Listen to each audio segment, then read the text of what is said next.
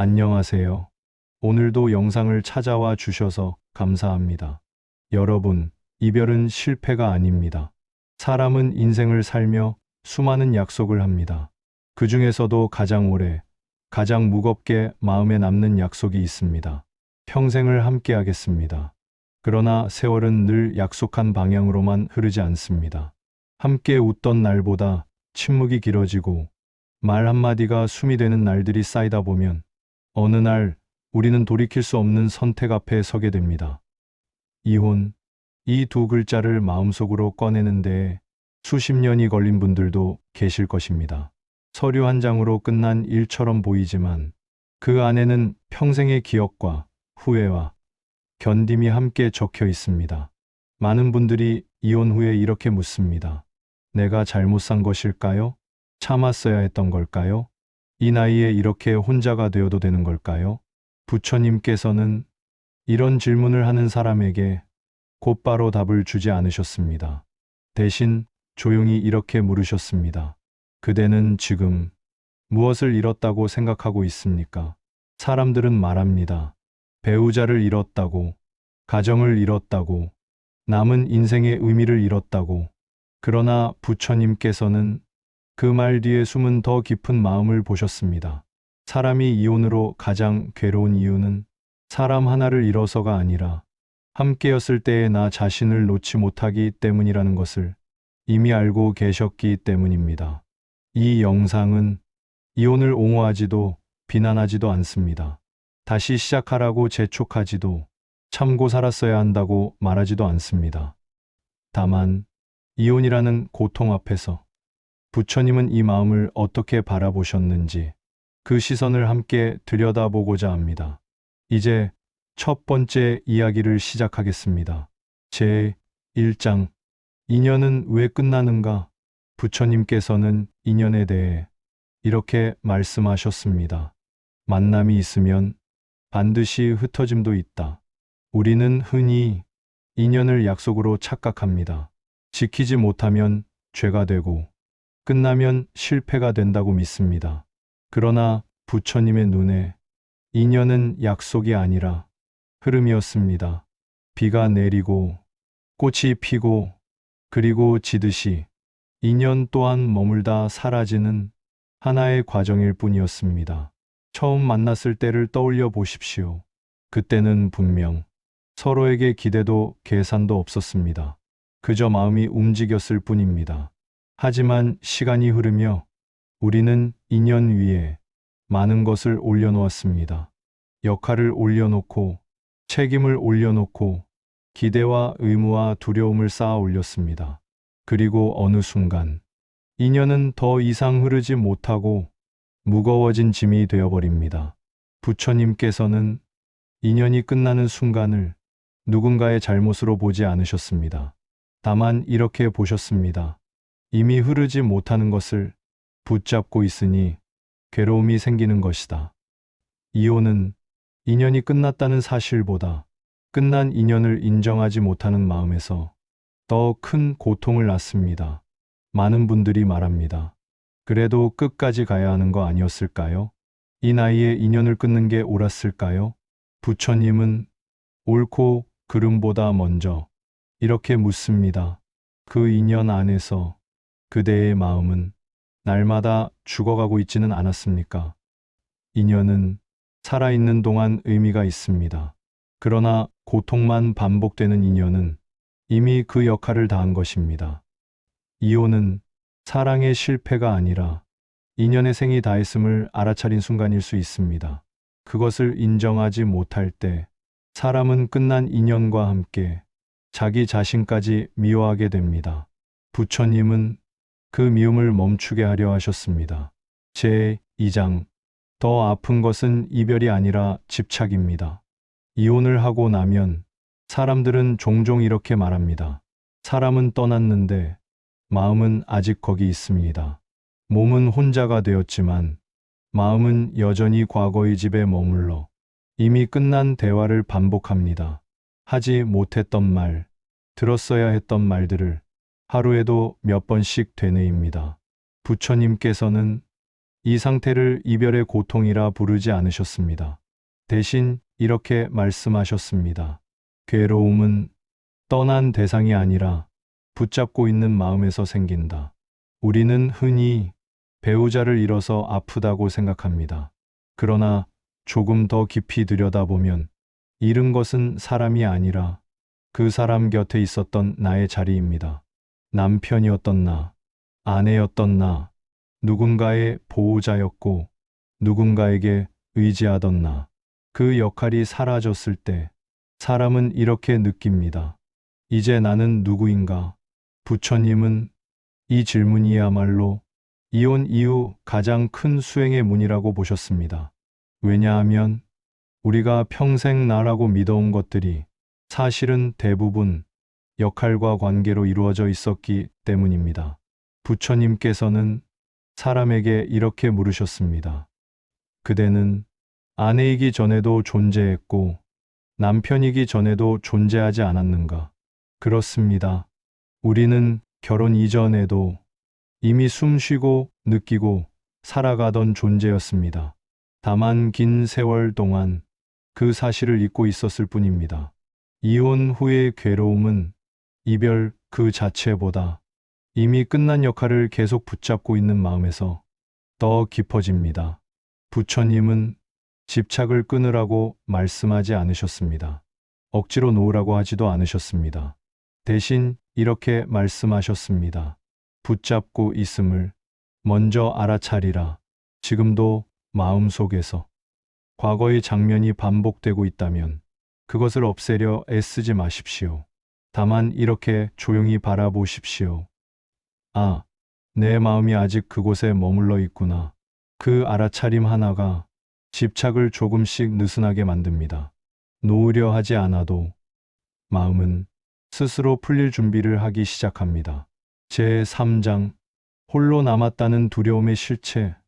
이혼 후 많은 분들이 가장 두려워하는 것은 외로움입니다. 특히 60대에 접어들면 이런 생각이 더 자주 찾아옵니다. 앞으로 아프면 어쩌지? 이제 내 얘기를 들어줄 사람은 없는 걸까? 이 나이에 혼자가 되어도 괜찮을까? 부처님께서는 이 두려움을 현실의 문제가 아니라 마음이 만들어낸 상상으로 보셨습니다. 두려움은 아직 오지 않은 시간을 이미 고통으로 살아버리는 마음입니다. 부처님은 이렇게 말씀하셨습니다. 미래는 아직 오지 않았는데 그대의 마음이 먼저 괴로워하고 있다. 혼자다라는 생각은 사실 하나의 생각일 뿐입니다. 그 생각이 계속 반복될 때 사람은 그것을 사실로 믿게 됩니다. 그러나 부처님은 고요히 되묻습니다. 지금 이 순간 그대는 정말 혼자인가? 숨은 혼자 쉬고 있지 않습니다. 심장은 여전히 뛰고 있고 몸은 여전히 그대를 돌보고 있습니다. 우리는 평생 누군가와 함께 있어야만 완전하다고 배워왔습니다. 그러나 부처님의 가르침은 다릅니다. 사람은 누군가와 함께 있을 때도 혼자이며 혼자 있을 때도 결코 고립된 존재가 아닙니다. 이혼 후의 고독은 벌이 아닙니다. 오히려 부처님께서는 이 시간을 자기 마음을 처음으로 온전히 만나는 기회로 보셨습니다. 젊은 시절에는 역할이 너무 많아 자기 마음의 소리를 들을 수 없었습니다. 그러나 이제는 조용히 앉아 자기 마음을 바라볼 수 있는 시간이 주어졌습니다.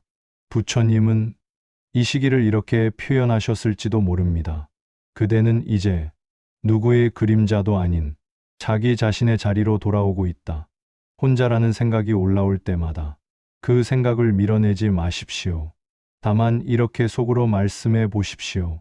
나는 지금 나와 함께 있다. 그 한 문장이 두려움을 조금 낮추고 마음을 현재로 데려옵니다. 제4장 미움과 원망은 누구를 괴롭히는가? 이혼 뒤에 남는 감정 중 가장 오래 마음을 붙잡는 것은 슬픔보다도 미움과 원망입니다. 그 사람이 조금만 달랐더라면 왜 나에게 그런 말을 했을까? 왜 끝까지 책임지지 않았을까? 이 말들은 상대를 향한 것처럼 보이지만 사실은 자기 마음 안에서 하루에도 수없이 반복되는 독백입니다. 부처님께서는 원망하는 마음을 불씨에 비유하셨습니다. 그대를 태우는 불을 상대가 쥐고 있는 것이 아니라 그대가 스스로 쥐고 있다. 사람은 흔히 말합니다. 용서할 수가 없습니다. 잊을 수가 없습니다. 그러나 부처님은 용서를 강요하지 않으셨습니다. 잊으라고도 하지 않으셨습니다. 대신 이렇게 말씀하셨습니다. 미움을 안고 잠드는 자는 먼저 괴로움을 껴안는다. 미움은 상대에게 닿기 전에 먼저 자기 마음을 잠식합니다. 밥을 먹을 때도, 잠을 잘 때도, 조용히 앉아 있을 때조차 마음을 쉬지 못하게 합니다. 특히 오랜 세월을 함께한 인연일수록 미움은 더 정당해 보입니다. 이 정도는 미워해도 되지 않느냐고 자기 마음을 설득하게 됩니다. 그러나 부처님은 정당함보다 평온을 더 소중히 여기셨습니다. 그대의 남은 날들이 원망을 품기에는 너무 귀하지 않은가?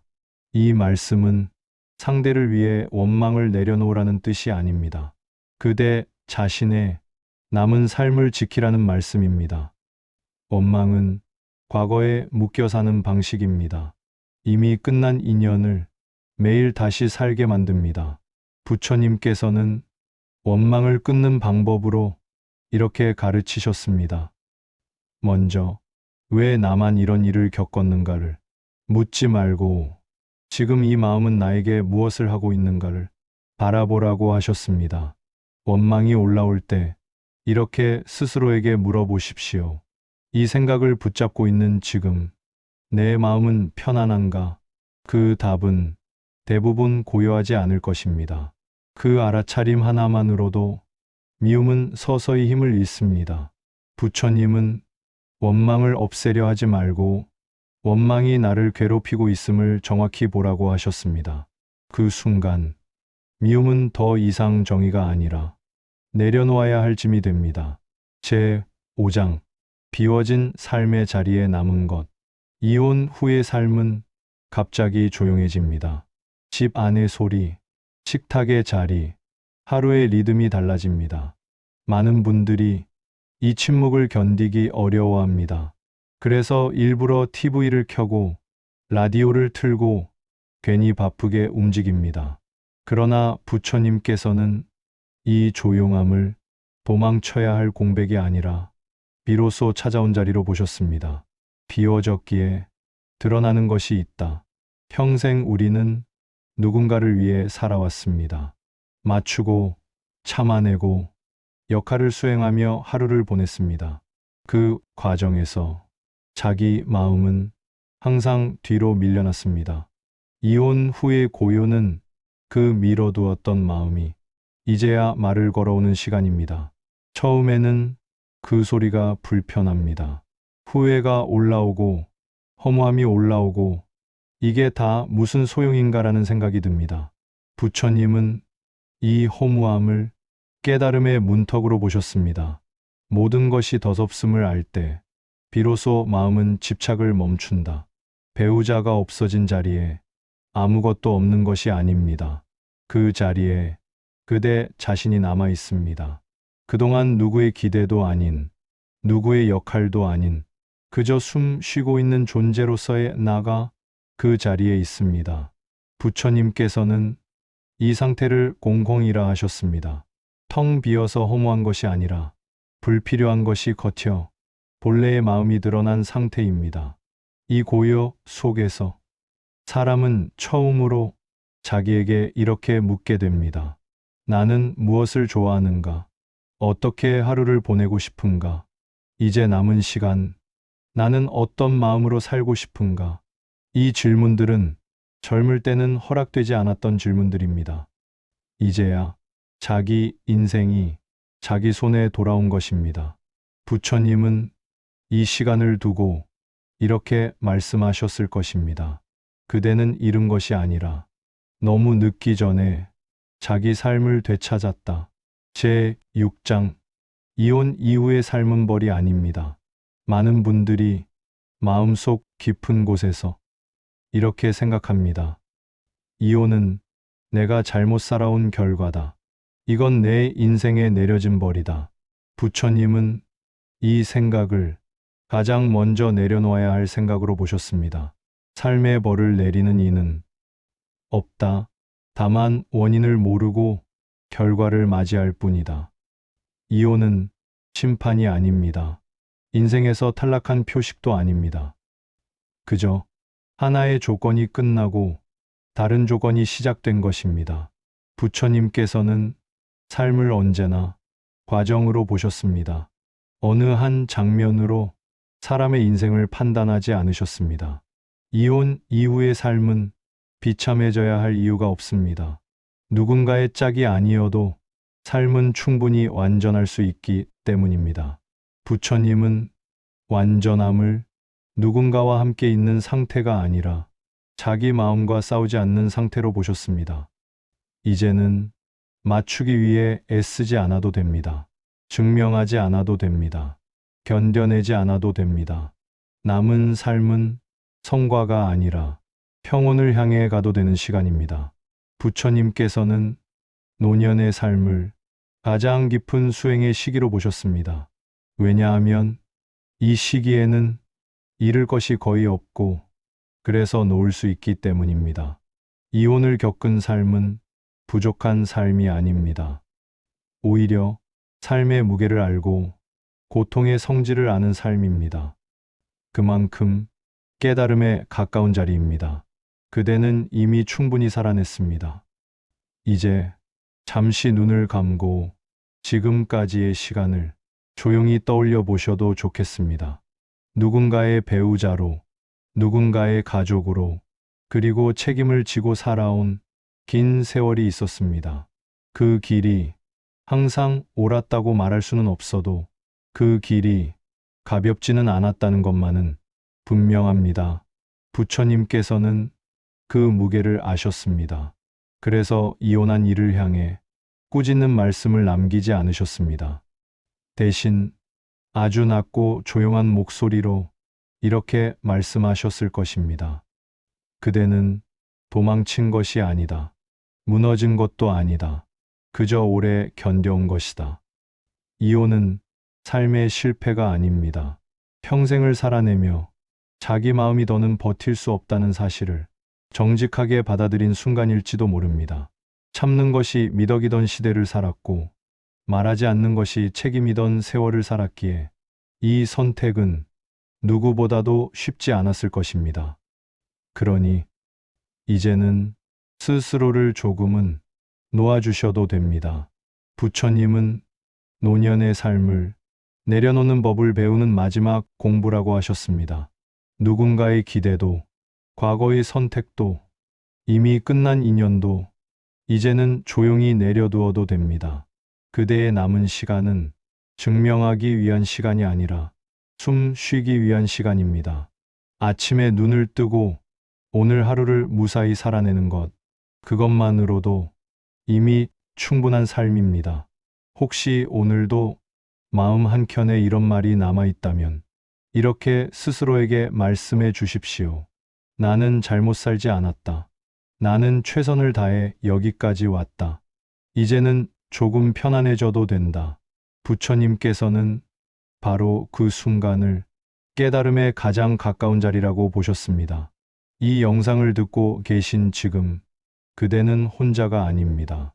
같은 마음의 무게를 안고 조용히 살아온 분들이 이 말씀을 함께 듣고 있습니다. 이 채널은 그런 분들을 위해 앞으로도 부처님의 말씀을 빌려 마음을 쉬게 하는 이야기를 전해드리려 합니다. 만약 오늘 이 말씀이 조금이라도 그대의 마음을 덜 아프게 했다면 구독과 좋아요로 이 인연을 이어주셔도 좋겠습니다. 그 작은 손길 하나가 또 다른 누군가에게 조용한 위로가 될 수 있습니다. 오늘도 여기까지 걸어오시느라 정말 수고 많으셨습니다. 부처님의 시선으로 보면 그대는 이미 충분히 존귀한 삶을 살아내셨습니다. 이제는 조금 가벼운 마음으로 오늘을 마무리하시길 바랍니다. 고맙습니다. 그리고 부디 평안하시길 바랍니다.